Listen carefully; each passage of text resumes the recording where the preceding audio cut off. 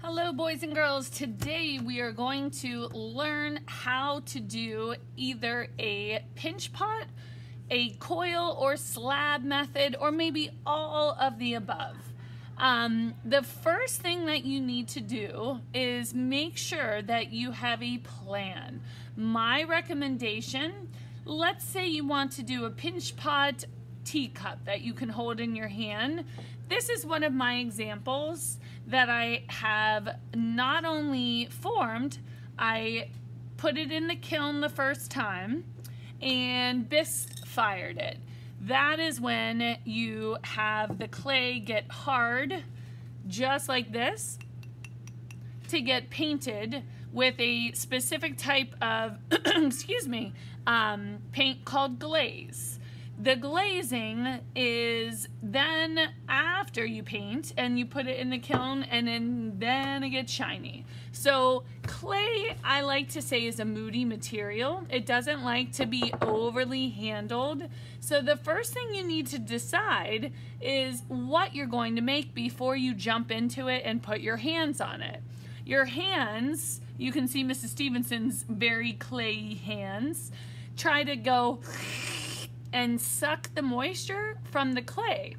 H2O, water. We have to have water to survive. The clay has to have water to survive and stay nice and soft. So it's like a battle between our hands and our clay.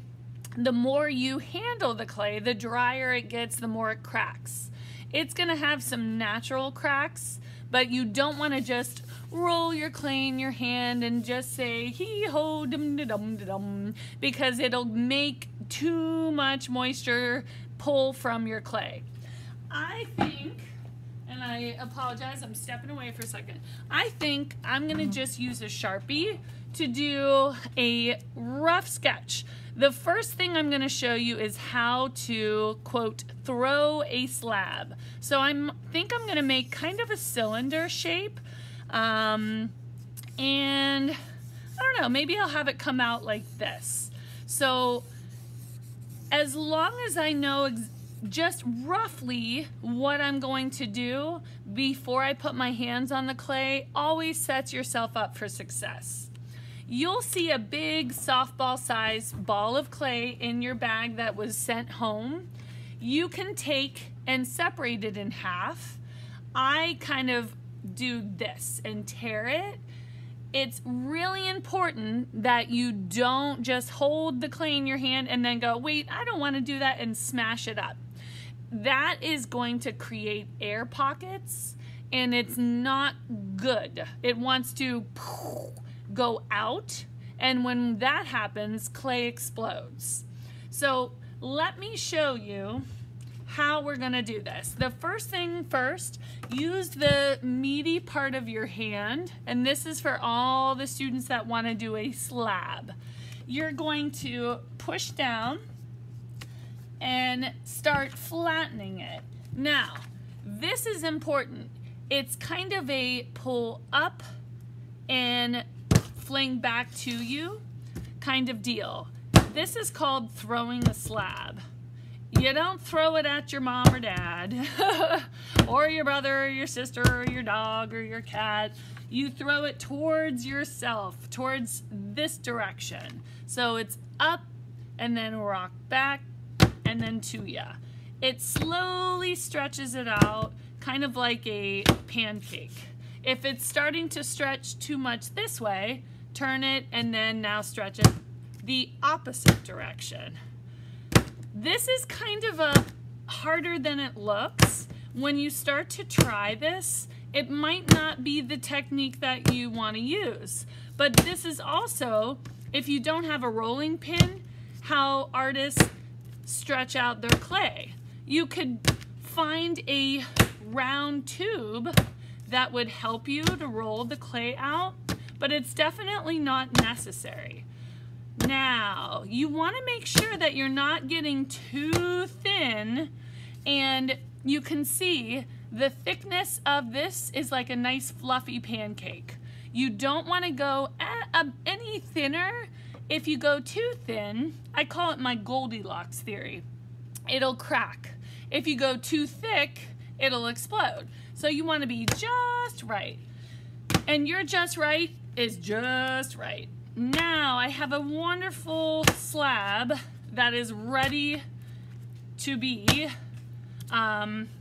formed into a cylinder. It's kind of tricky if you don't have something round, so you may want to use a toilet paper roll. You may want to use you can use a ball of paper. Let me show you how you can do that. You're gonna crumple the paper like this. It's important to use something that isn't going to stick to the clay, because you don't want to have, let's say, my ceramic vase. I did this one a couple of years ago. You can see I have dragonflies, it says strength, I have faith written here, I have all this texture. If Mrs. Stevenson were to use this, it might not be able to get wiggled off. So have something that can overlap. And the first video that I showed you, it showed you how you have to glue the clay. So here is my slip. It's just water. When you're taking this, you're also taking your fork. This is to score. So if you are attaching your clay, you need to score, score, dip, slip. So I'm going to score, and I like to cross to be kind of like little X's. As long as you do one score down, you're good to go. Now I have to score the side of the clay that's going to attach here. So I'm going to score the other side. So score, score, dip, slip, dip, slip. Then jiggle, wiggle. All right, now this is what I call tapping a rim. See how this is open on the bottom? You're gonna tap it and look at that beautiful soft and surface that's level. So now it's strong enough to be able to have the piece of paper come out. The next step, you can see, I don't have a bottom for this, but I'm not too concerned. I'm going to show you how you can do a slab for the bottom of your piece. If you started, remember how we tore our piece of clay apart? You're gonna have another section of clay. So set yourself up for success. Make sure you have a little bit of extra clay that you tore off, because even though it's a softball size, a little bit goes a long way. If I'm making a base for my cylinder, I'm gonna do the same technique with the clay, making sure that I'm not too thick, not too thin. See that nice little pancake there? It is a-okay. This is just a little crease. You're gonna see cracks in your clay that happen naturally. It's not something to worry about.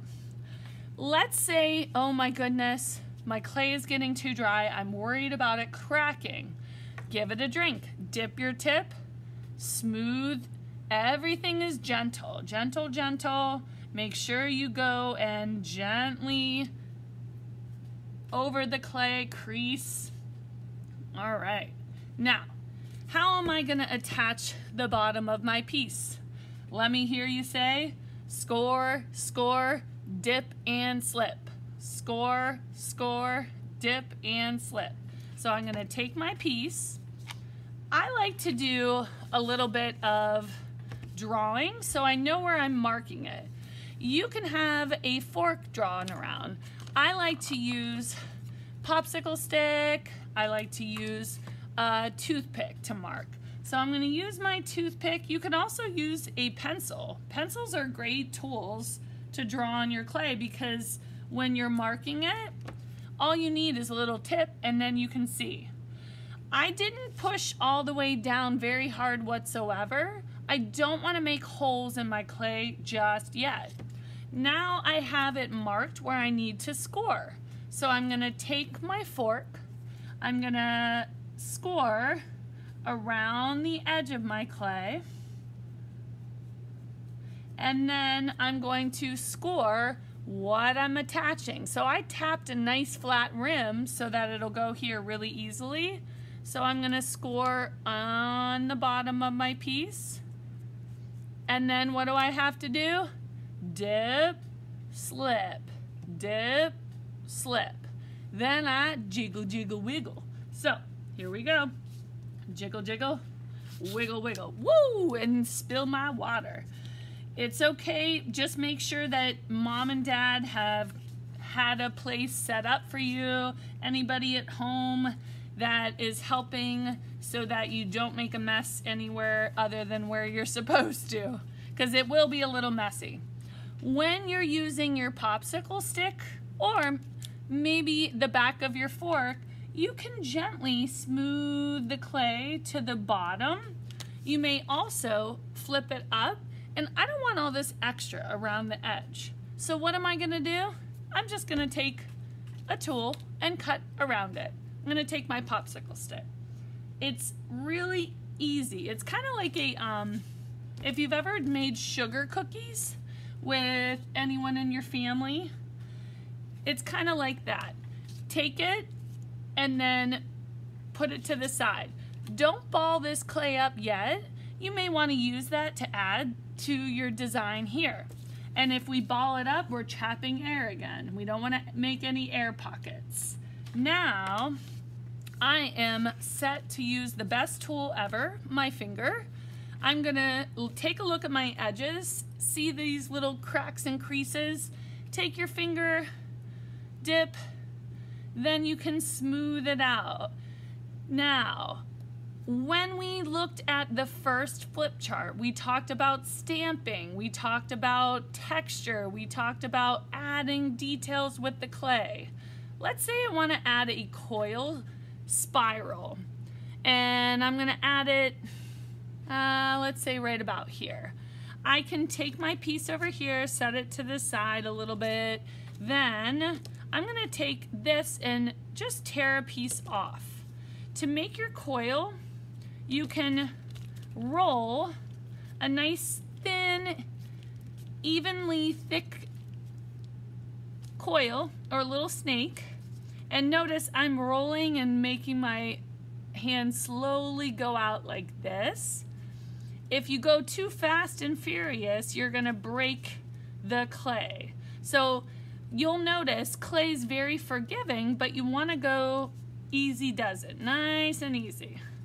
So here we go, I'm rolling my clay. Now I'm gonna start a spiral. I love curvilinear lines, so I'm gonna start rolling my coil to make my spiral. But I like it this way, and I think I'm gonna go the opposite direction. Let's say, boys and girls, this is cracking, okay? Stop, give it a drink. If it gets too dry, it'll show you it's angry by doing this. So I know I need to freak out. No, freak out. No, you don't. You just need to calmly use your wonderful finger and smooth it out. This almost looks like an S. Maybe I was subconsciously going for a S for Stevenson. Who knows? All right, now I am a-okay and pleased with my spiral. What do I have to do? I have to score, score, dip, and slip. So, woo! You have to remind Mrs. Stevenson, whoa, go easy. Here we go. I'm gonna score, then I'm going to, wherever I'm attaching, score, then I'm dipping and slipping, dipping and slipping. Then I jiggle, jiggle, wiggle, jiggle, jiggle, wiggle, jiggle, jiggle, wiggle, jiggle, jiggle, wiggle. Now, any rough areas, you may smooth it out. So this is how to do a slab piece. I'm gonna then show you how to do a pinch pot and coil piece. I hope you enjoyed this. Now, is this done at all to Mrs. Stevenson's liking? Not yet, because I want to add texture. You can add, actually before I move on, you can find things in your house, you can find nature items. This is definitely a cool way to add texture, is to stamp in your clay. You have to make sure though, I'm bracing on the inside and pushing. So if I don't have something braced on the inside, when I push down, I'm just gonna make it cave in. But look at how cool that nice texture is. You can really experiment a lot with texture. You could use the side of your popsicle stick. Maybe you wanna have a pattern going around your coil. Maybe you have another stamp that has a pattern that you want to use. Maybe you don't have anything and you only want to use your pencil to draw. That is absolutely fine. The only last and final step that I need from you is your name on the bottom, and make sure that when you're writing your name, you can write it with a pencil, you can write it with a toothpick, that you don't push too hard. If you do, you'll puncture through your clay piece and that won't be good. Any little schmoogies you can wipe off. I like to put the year, so I just put 2-1. Make sure we can read our name on the bottom, because after, you're gonna have a grown-up hand your pottery very, very carefully back to streams, and I will get more directions for how we're gonna go about doing that.